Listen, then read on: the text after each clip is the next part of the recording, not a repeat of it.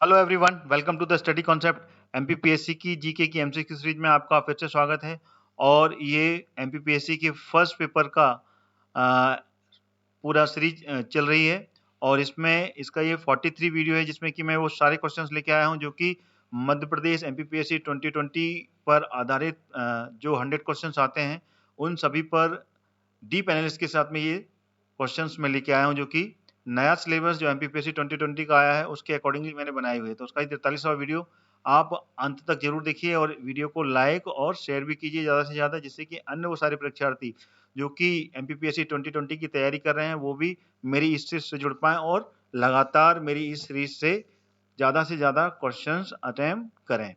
और उसके लिए आप मेरी स्टडी कॉन्सेप्ट चैनल सब्सक्राइब कर लें ऑल नोटिफिकेशन के साथ में। ऑल का रेडियो बटन आपको सिलेक्ट करने के बाद ही सब्सक्राइब का बटन क्लिक करना है, जिससे कि आपको सारे वीडियोस के नोटिफिकेशन मिलेंगे और एक भी वीडियो आप मिस नहीं करेंगे। तो चलिए शुरू करता हूँ। ये 43 वीडियो 43वां वीडियो जो कि लगातार चल रहा है। सीरीज के साथ में लगातार जुड़े रहें आप, और इस वीडियो को भी आप अंत तक जरूर देखिएगा। Very important questions I have been covered in this particular series, तो please watch this video till end. Okay, लीजिए आ गया पहला क्वेश्चन आपके सामने। मध्य प्रदेश का एकमात्र कॉफी उत्पादक जो क्षेत्र है वो कौन सा है? ऑप्शन आपके सामने है रतलाम, बैतूल, मंदसौर या फिर खंडवा। तो इसका जो सही विकल्प है वो क्या है? तो वो है Betul. Betul is the correct answer.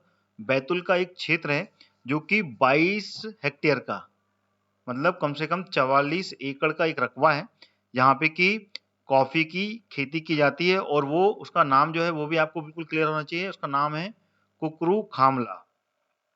Kukru खामला बोलते हैं उसको।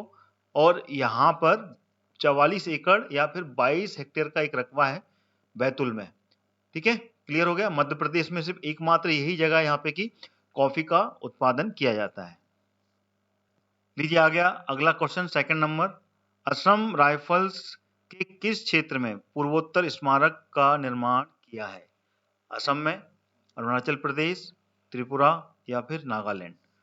तो असम राइफल्स ने किया है ये, तो ये कहाँ पर किया है? कौन सा पूर्वोत्तर क्षेत्र है यहाँ पे कि इसका ये वाला जो स्मारक है इसका निर्माण किया है? तो उसका सही विकल्प है नागालैंड। नागालैंड में इस स्मारक का निर्माण किया है, जिसमें कि 354 वीर जो शहीद हुए थे वहां पर, ठीक है ना, तो उनके नाम पर ये स्मारक का यहाँ पर निर्माण करवाया है, जो कि मोको, नाम जरूर याद रहना चाहिए कि किस शहर में है, इसलिए मैं लिख रहा हूँ आपको, ठीक है ना, बोलने से क्लियर नहीं होगा।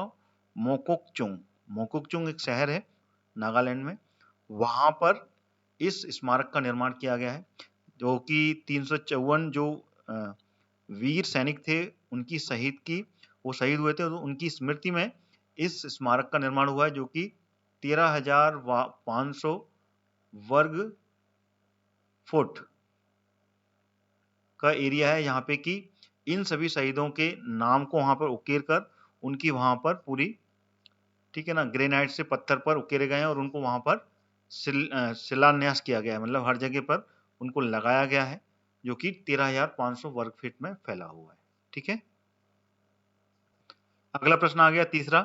जुलाई 2019 में दिल्ली में आयोजित 19वीं कुमार सुरेंद्र सिंह स्मृति शूटिंग चैंपियनशिप में मध्य प्रदेश शूटिंग एकेडमी की जो पैरा खिलाड़ी हैं, जिसका नाम है रूबिका फ्रांसिस, इन्होंने मध्य प्रदेश को कितने पदक दिलवाए? 2, 3, 4 या 5? तो इसका सही विकल्प है 2। ए इज द करेक्ट आंसर।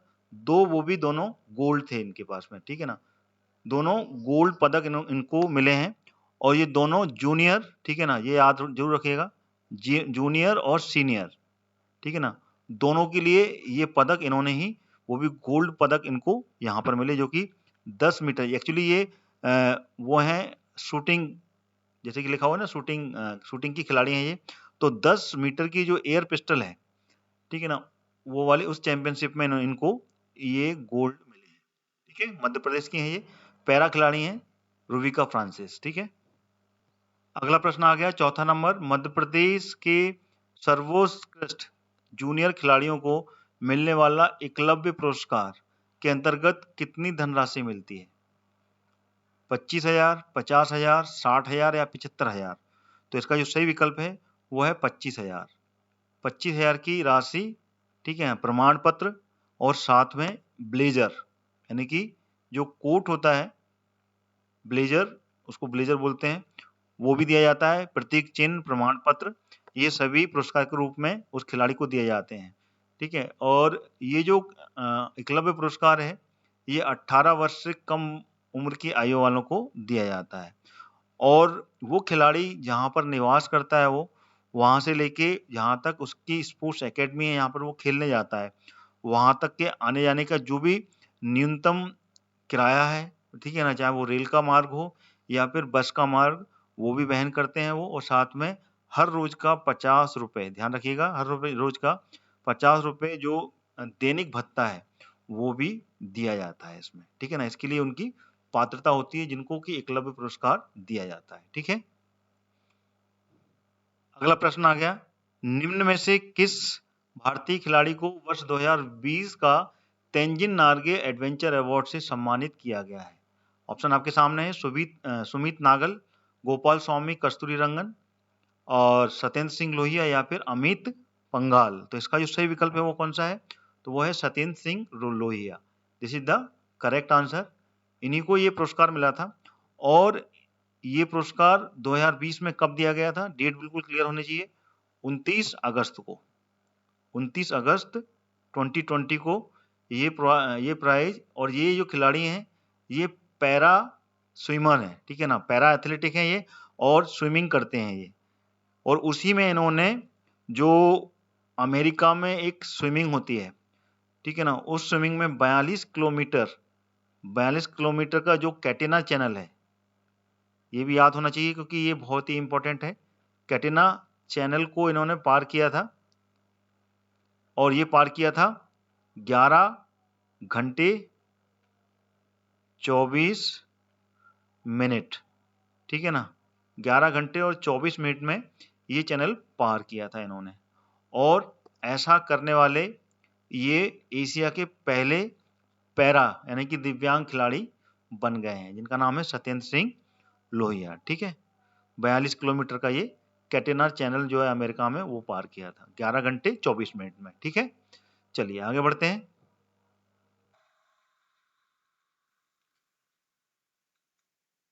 आगे जाने से पहले मैं आपको बताना चाहूंगा अनअकैडमी के बारे में। अगर आप एमपीपीएससी और एमपी पुलिस की तैयारी कर रहे हैं तो अनअकैडमी आपके लिए लाया है फ्री टेस्ट। आइए जानते हैं ये कौन कौन से टेस्ट हैं और आप इनको देकर अपनी तैयारी को कैसे मजबूत कर सकते हैं। यह टेस्ट दे सकते हैं वो भी फ्री में। जो भी बच्चे एमपीपीएससी की तैयारी कर रहे हैं उसके लिए अनअकैडमी लाया है चैंपियनशिप टेस्ट सीरीज। यह टेस्ट सिर्फ आपकी तैयारी पूरी नहीं कराएगा, उसके साथ साथ मौका देगा अनअकैडमी का 1 मंथ का फ्री सब्सक्रिप्शन जीतने का। बस आपको टॉप 3 में आना है और किसी भी एग्जाम को पास करना है। जो बच्चे एमपी पुलिस और एमपी एसआई की तैयारी कर रहे हैं उनको भी निराश होने की जरूरत नहीं है, आपके लिए भी सिमिलर अपॉर्चुनिटी है। आज ही हिस्सा लीजिए और अपनी तैयारी को मजबूत करें, पाए मौका अनअकैडमी के सब्सक्रिप्शन जीतने का।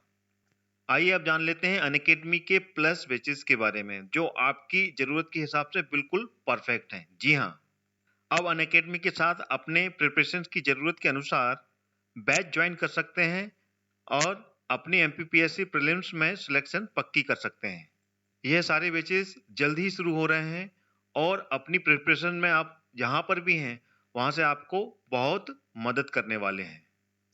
जो बच्चे एमपीपीएससी प्रीलिम्स 2020 की तैयारी कर रहे हैं ध्यान से सुनिए। आपकी तैयारी के लिए अनअकैडमी ने लॉन्च किया है अचीवर बैच, जिसमें आपको एमपीपीएससी का कंप्लीट मार्गदर्शन मिलेगा, वो भी एमपीपीएससी के टॉप एजुकेटर से। यह बैच 18 फरवरी से शुरू हो चुका है, अभी भी देरी नहीं हुई है, आज ही ज्वाइन करें। इस कोर्स का कोड मैंने अपने वीडियो के डिस्क्रिप्शन बॉक्स में डाल दिया है, वहां से आप क्लिक करके ज्वाइन कर सकते हैं। जो बच्चे एमपीपीएससी प्रीलिम्स एंड मेंस 2020 की तैयारी इंग्लिश मीडियम में कर रहे हैं वो ध्यान से सुनिए। आपकी तैयारी के लिए अनअकैडमी ने लॉन्च किया है फाउंडेशन बैच, जिसमें आपको एमपीपीएससी का कंप्लीट मार्गदर्शन मिलेगा, वो भी एमपीपीएससी के टॉप एजुकेटर से। यह बैच 18 फरवरी से शुरू हो चुका है, अभी भी देरी नहीं हुई है, इसे आप ज्वाइन कर सकते हैं। इसका भी लिंक मैंने वीडियो के डिस्क्रिप्शन बॉक्स में डाल दिया है, वहां से आप क्लिक करके इस कोर्स को ज्वाइन कर सकते हैं। जो बच्चे एमपीपीएससी प्रीलिम्स एंड मेंस 2020 की तैयारी हिंदी में कर रहे हैं वो भी ध्यान से सुनिए। आपके लिए अनअकैडमी ने लॉन्च किया है लक्ष्य एमपीपीएससी फाउंडेशन बैच, जिसमें आपको एमपीपीएससी का कंप्लीट मार्गदर्शन मिलेगा, वो भी एमपीपीएससी के टॉप एजुकेटर से। ये बैच 19 फरवरी से शुरू हो चुका है, अभी भी देरी नहीं हुई है, आप इसको ज्वाइन कर सकते हैं। इसका भी लिंक मैंने वीडियो के डिस्क्रिप्शन बॉक्स में डाल दिया है।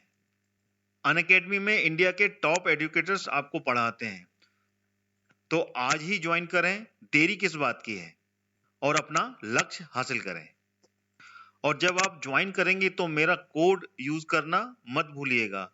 जैसे ही आप मेरा कोड यूज करेंगे इंस्टेंट 10% का डिस्काउंट मिलेगा। मेरा रेफरल कोड है हरदयाल कुशवाहा, जो कि कैपिटल लेटर में लिखा हुआ है। तो जल्द ही इस ऑफर का फायदा उठाइए, आखिरी कुछ दिन ही शेष रह गए हैं। 1 मार्च से ये डिस्काउंट 10% से घटकर 5% हो जाएगा। तो आज ही सब्सक्राइब करें और मेरा रेफरल कोड लगाना मत भूलिएगा। जैसा कि मैंने बताया आपको, मेरा रेफरल कोड है कैपिटल लेटर में जो आपको लिखा हुआ है, Hardayal Kushwaha.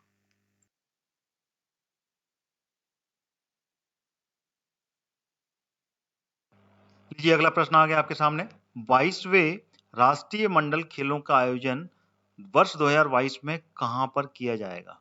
Beijing, Birmingham, Paris या फिर जकार्ता? तो इसका जो सही विकल्प है वो कौन सा है? तो इसका सही विकल्प है बी, बर्मिंघम, जो कि यूके में है। ठीक है ना, यूके। ठीक है, यहाँ पर 22वें राष्ट्रीय मंडल खेल का आयोजन किया जाना है। अच्छा, इससे पहले जो 21वां हुआ था वो कहाँ पे हुआ था, ये भी पता होना बहुत जरूरी है। ये हुआ था ऑस्ट्रेलिया में। ठीक है ना, ऑस्ट्रेलिया में हुआ था ये। और इसमें फर्स्ट, सेकंड और थर्ड जो कंट्री आई थी, तीनों ने मेडल सबसे ज्यादा जीते थे। तो उसमें सबसे पहले ऑस्ट्रेलिया आई थी। ठीक है ना, ऑस्ट्रेलिया। और सेकंड नंबर पे कौन सी आई थी? वो आई थी यूके यानी कि इंग्लैंड।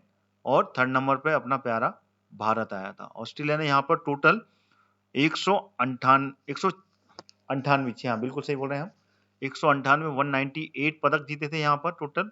और यूके ने 136 और इंडिया ने 66 पदक जीत के ये तीसरे स्थान पर रहा था। ठीक है, 21वां ऑस्ट्रेलिया में हुआ था। और ऑस्ट्रेलिया में कहाँ हुआ था ये भी क्लियर होना चाहिए। ये हुआ था ऑस्ट्रेलिया में गोल्ड कोस्ट में। ठीक है ना, गोल्ड कोस्ट। ठीक है, क्लियर है। चलिए आगे बढ़ते हैं। अगला प्रश्न आ गया।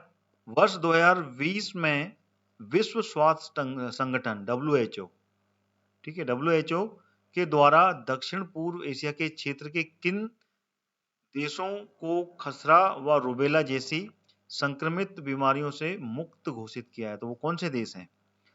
मालदीव, श्रीलंका, पाकिस्तान या फिर ए और बी दोनों? तो इसका जो सही विकल्प है वो बिल्कुल सही है, डी वाला। ठीक है ना, ए और बी दोनों जो हैं ये दोनों ही देश हैं, यानी कि श्रीलंका और मालदीव, ये दो देश हैं जिनको 2020 में WHO ने खसरा और रूबेला जैसी बीमारियों से, जो संक्रमण वाली बीमारी जिनसे संक्रमण फैलता है, इससे मुक्त घोषित कर दिया है। अच्छा, ये जो इसका जो कार्यक्रम था ये 2023 तक का था, यानी कि 2023 तक इन दोनों बीमारियों से ये दोनों देश मुक्त होने का टारगेट था। लेकिन वक्त से पहले यानी कि 2020, 3 वर्ष पहले ही, ठीक है ना, इन दोनों रोगों से इनको बिल्कुल फ्रीडम मिल गई, मुक्त हो गई है, जो कि खसरा और रूबेला दोनों संक्रमण वाली ये बीमारियां हैं। ठीक है, अगला प्रश्न आ गया आपके सामने 8वां। राजगृह, वैशाली और पाटलिपुत्र में निम्न में से कौन सी एक समानता है? बताइए इसमें से कौन सा सही है, ए, बी, सी या फिर डी? स्टार वीरवादियों का पाली सूत्र धर्म वहां संकलित हुआ था, या फिर अशोक के प्रमुख शिलालेख वहां पाए गए थे, यह वह स्थान है यहाँ पे की बौद्ध संगति हुई थी, या फिर यह स्थान महासंगिकाओं के बौद्ध धर्म सूत्र के संकलन के संबंधित है? तो इसमें से सही विकल्प कौन सा है? तो इसका सही विकल्प है सी वाला। यहाँ पर बौद्ध संगतियां हुई थी, ध्यान रखें, तीनों जगह। ठीक है ना, पहली बौद्ध संगति राजगृह में हुई थी, दूसरी वैशाली में और तीसरी पाटलिपुत्र में हुई थी। तो इस तरीके से लगातार ये बौद्ध संगति के क्षेत्र रहे हैं, इसलिए इसमें यही एक समानता है। बाकी बौद्ध संगति टोटल कितनी हुई है? 4। तो चौथी जो बौद्ध संगति हुई थी वो कहाँ हुई थी? वो हुई थी कश्मीर में। ध्यान रहे, आखिरी चौथी जो बौद्ध संगति हुई थी वो कश्मीर में आयोजित की गई थी। ठीक है ना, जो किसने की थी? कनिष्क ने। ठीक है, चलिए आगे बढ़ते हैं। अगला प्रश्न आ गया 9वां, मध्य प्रदेश राज्य उद्योग निगम का जो मुख्यालय है ये कहाँ पर अवस्थित है? इंदौर में, भोपाल में, ग्वालियर में या फिर जबलपुर में? तो इसका जो सही विकल्प है वो है मध्य प्रदेश की राजधानी भोपाल में है मध्य प्रदेश राज्य उद्योग निगम का जो मुख्यालय है। अच्छा, ये राज्य उद्योग निगम जो है इसकी स्थापना कब हुई थी ये भी पता होना चाहिए। ये हुई थी 1969 में। ठीक है, चलिए आगे बढ़ते हैं। अगला प्रश्न आ गया 10वां, मध्य प्रदेश में संचालित जो कि कपिल धारा योजना है इसका जो मुख्य उद्देश्य है वो कौन सा है? किसानों को सब्सिडी देना, आजीविका में सुधार लाना या फिर किसानों की आवास सुविधा प्रदान करना किसानों को, या फिर सिंचाई की सुविधा प्रदान करना? तो इसका सही विकल्प जो है वो है डी, किसानों को सिंचाई सुविधा प्रदान कराना। ये मुख्य उद्देश्य है कपिल धारा योजना का। इस योजना के अंतर्गत में जो होता है वो क्या होता है?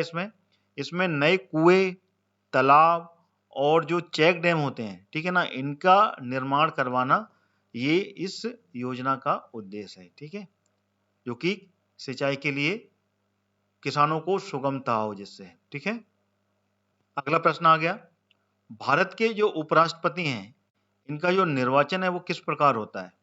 संसद के दोनों सदनों द्वारा निर्वाचित होता है या फिर राज्यसभा के सदन द्वारा निर्वाचित होता है, प्रधानमंत्री द्वारा नामांकित किया जाता है या फिर लोकसभा के सदस्यों द्वारा इसको निर्वाचित किया जाता है राष्ट्रपति को, उपराष्ट्रपति को? तो इसका जो सही विकल्प है वो ए वाला है।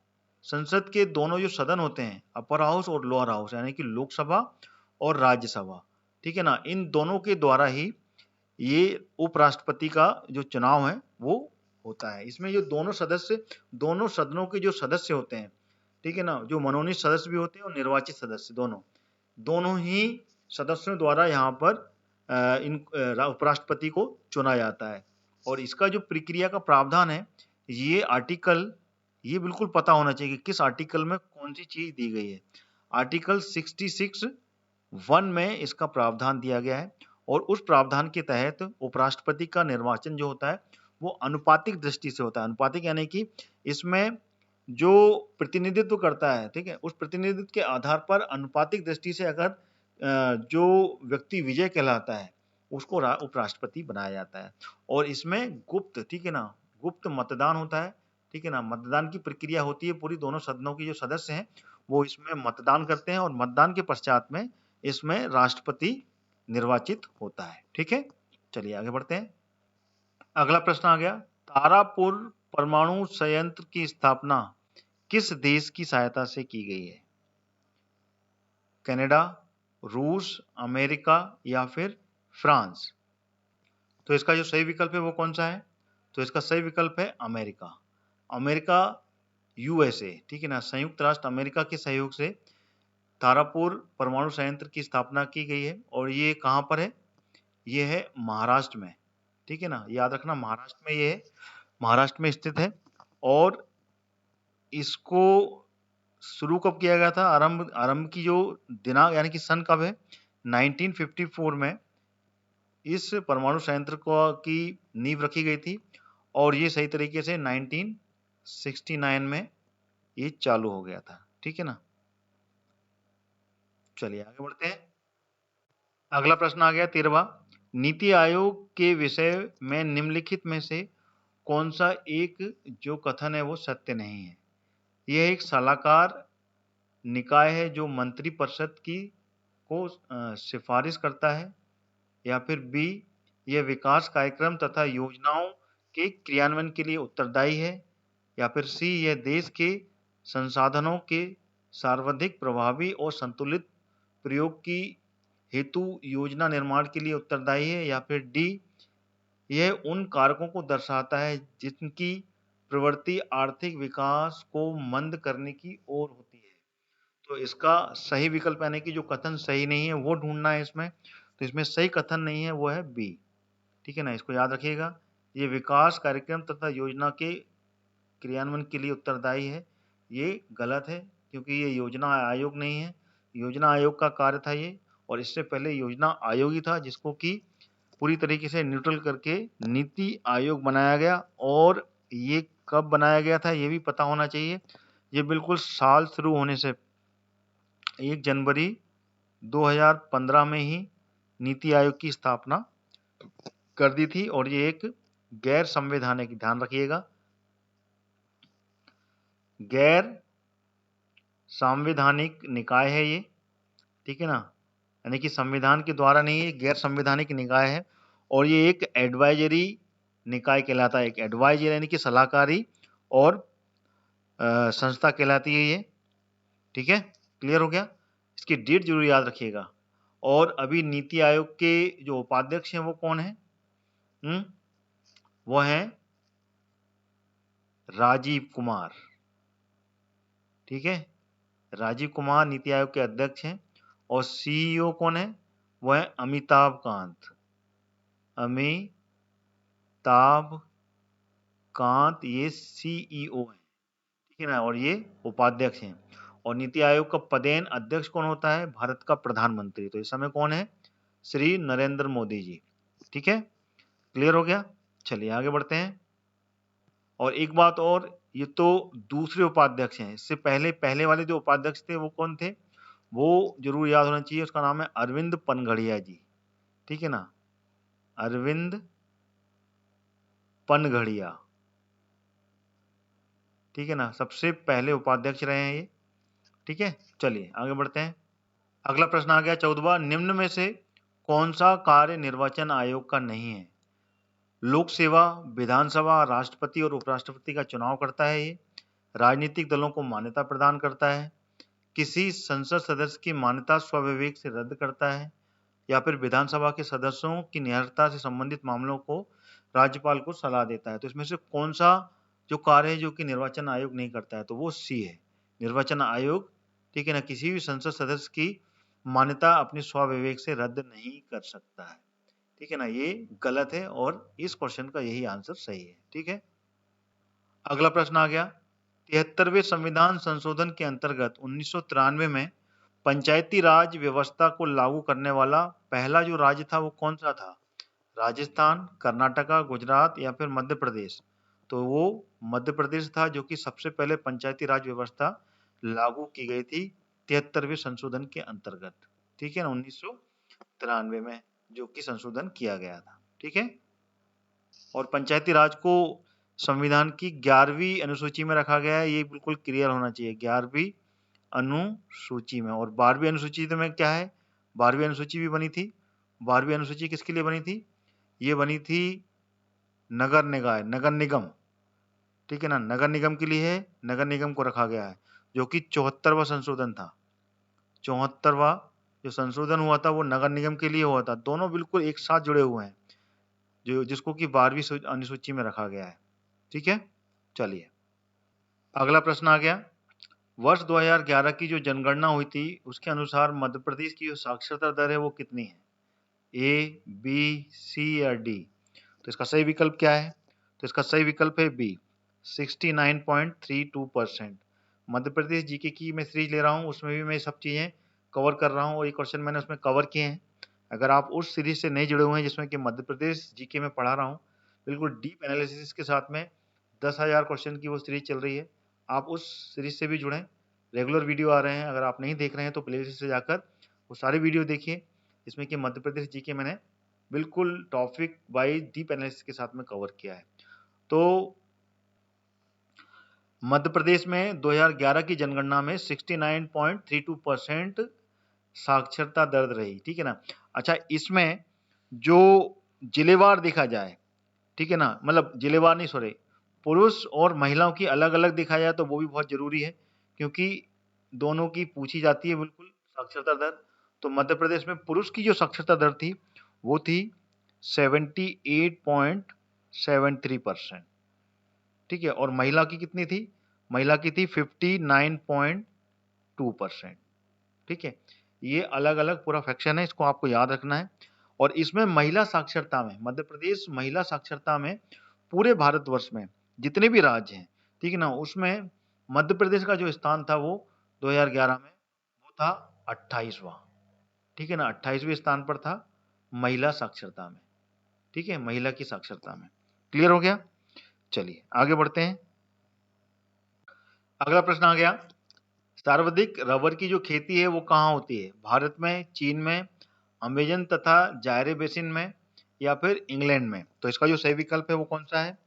तो वो है सी, अमेजन के जो जंगल है और जायरे बेसिन में सबसे ज्यादा रबर की खेती की जाती है। रबर की खेती के लिए बारिश, पानी की बहुत आवश्यकता होती है। यहाँ पे बारिश 200 सेंटीमीटर के आसपास होती है, उससे अधिक होती है, या फिर वहाँ का जो टेम्परेचर है वो 21 से लेके, ठीक है ना, 35 डिग्री सेल्सियस तक रहता है, वो क्षेत्र उपयुक्त माना जाता है रबर की खेती के लिए। ठीक है, क्लियर हो गया? चलिए आगे बढ़ते हैं। अगला प्रश्न आ गया, पृथ्वी का सबसे उच्चतम जो तापमान है वो रिकॉर्ड किया जाता है कहाँ पर? भूमध्य रेखा पर, 10 डिग्री उत्तरी अक्षांश, 20 डिग्री उत्तरी अक्षांश, या 25 डिग्री उत्तरी अक्षांश पर? तो इसका जो सही विकल्प है वो है भूमध्य रेखा। इसको बोलते हैं इक्वेटर इंग्लिश में। इक्वेटर पे सबसे ज्यादा तापमान होता है, क्योंकि यहाँ पर जो सूर्य की रेखा है वो बिल्कुल सीधी खड़ी, एकदम डायरेक्ट सीधी पड़ती है, इसलिए यहाँ पर टेम्परेचर बिल्कुल यूं सीधी गिरती हैं। तिरछा जो सूर्य होता है वहां पर, ठीक है ना, वहां पर सर्दी होती है, वहां पर गर्मी नहीं होती, लेकिन यहाँ पे सूर्य की बिल्कुल सीधी की सीधी पृथ्वी पर पड़ती हैं।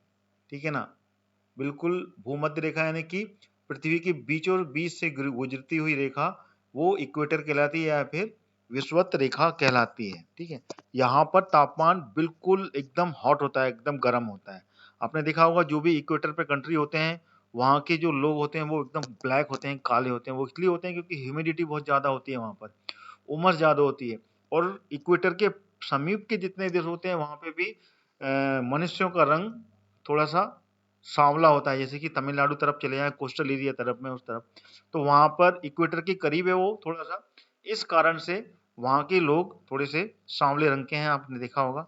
लेकिन इक्वेटर से जैसे ऊपर आते चले जाते हैं तो थोड़ा सा ठंडा क्षेत्र पड़ता चला जाता है, क्योंकि वो उत्तरी गोलार्ध की तरफ पहुंचते हैं। और नीचे वाला हिस्सा दक्षिणी गोलार्ध कहलाता है। इक्वेटर का दक्षिणी भाग दक्षिणी गोलार्ध, और इक्वेटर का उत्तरी भाग उत्तरी गोलार्ध कहलाता है। तो उत्तरी गोलार्ध की तरफ में आपको सर्दी ज्यादा मिलती है, और नीचे दक्षिण गोलार्ध में भी नीचे चले जाओ तो सर्दी, क्योंकि वहां पे सूर्य की जो रेखा है, सूर्य की जो किरण है वो सीधी खड़ी ना पड़ते हुए थोड़ी तिरछी पड़ती है, इसलिए वहां पर सर्दी का प्रभाव ज्यादा रहता है, क्योंकि वहां पर गर्मी ज्यादा कम नहीं होती, इसलिए बर्फ वहां पर जमती है और ठंडी हवाएं चलती हैं। ठीक है, चलिए आगे बढ़ते हैं। अगला प्रश्न आ गया 19वां, व्यापारिक पवन हवा कहाँ से चलती हैं? विषुवतीय निम्न दबाव से, उपोष्ण उच्च दबाव से, ध्रुवीय उच्च दबाव से, या फिर डी अध्रुवीय अधोध्रुवीय निम्न दबाव से? तो इसका सही विकल्प है बी, उपोष्ण उच्च दबाव वाली जो हवाएं होती हैं वो व्यापारिक हवाएं कहलाती हैं। ठीक है, बस इतना ही आपको याद रखना है। This is a single line fact, इससे ज्यादा मैं एक्सप्लेन नहीं करूंगा इसको मैं। ठीक है, आगे बढ़ते हैं। अगला प्रश्न आ गया, संसार का सबसे बड़ा जो द्वीप है ग्रीनलैंड, वो अभिन्न अंग है किसका? नॉर्वे का, उत्तरी अमेरिका का, डेनमार्क का, या फिर कनाडा का? तो इसका जो सही विकल्प है वो है डेनमार्क। डेनमार्क का ये अभिन्न अंग है, और ये जो है एक ऑटोनॉमस एरिया कहलाता है, ध्यान रहे, जो कि ग्रीनलैंड के नाम से जाना जाता है। ठीक है ना, एक बहुत बड़ा ये द्वीप है जो कि डेनमार्क का एक ऑटोनॉमस एरिया है। ठीक है, अगला प्रश्न 21वां, राज्य के युवाओं, मध्य प्रदेश के बारे में बात हो रही है ये, राज्य के युवाओं को स्वरोजगार उपलब्ध कराने के लिए मध्य प्रदेश सरकार द्वारा वर्ष 2020 में किस योजना की शुरुआत की थी? मुख्यमंत्री युवा कल्याण योजना, मुख्यमंत्री युवा स्वरोजगार योजना, मुख्यमंत्री संबल योजना, या फिर मुख्यमंत्री ऋण रोजगार योजना? तो इसका जो सही विकल्प है वो कौन सा है? तो इसका सही विकल्प है बी वाला, मुख्यमंत्री युवा स्वरोजगार योजना की शुरुआत की गई थी और ये जब कोविड, क्योंकि 2020 पूरा जो गया था वो कोविड-19 में गया था। ये आपको बिल्कुल क्लियर होना चाहिए। कोविड-19 के कारण यहाँ पर युवा बेरोजगार हो गए थे और कई नौकरियां छूट भी गई थी। तो ये योजना उन्हीं युवाओं के लिए चलाई गई थी मध्य प्रदेश में और इस योजना के अंतर्गत मध्य प्रदेश सरकार सब्सिडी रेट पर लोन, ये समझ लीजिए ऋण उपलब्ध करा रही थी इन युवाओं को जिनकी उम्र 18 से लेके 45 वर्ष है। ध्यान रखिएगा, 18 वर्ष से लेके 45 वर्ष तक की जिन युवाओं की उम्र है उनको स्वरोजगार के लिए ये ऋण उपलब्ध करा रही थी और इसमें सभी वर्ग के लोग शामिल थे, किसी भी वर्ग के हों, चाहे सामान्य हो, अल्पसंख्यक हो, पिछड़ा वर्ग के हों, जो कि आर्थिक रूप से कमजोर हैं, ठीक है ना, उनकी योजना चल रही थी, ठीक है ना, आर्थिक रूप से कमजोर। ठीक है, चलिए आगे बढ़ते हैं। अगला प्रश्न आ गया, मध्य प्रदेश के किस जिले में सर्वाधिक अनुसूचित जनजाति पाई जाती है? खरगोन, शहडोल, अलीराजपुर या फिर धार? तो इसका सही विकल्प है धार। देखिए, जनसंख्या के मामले में देखा जाए तो इसका धार जो आंसर है बिल्कुल सही है। सबसे अधिक जनसंख्या में अनुसूचित जाति धार जिले में पाई जाती है, लेकिन अगर परसेंटेज के मामले में देखा जाए तो परसेंटेज में है अलीराजपुर।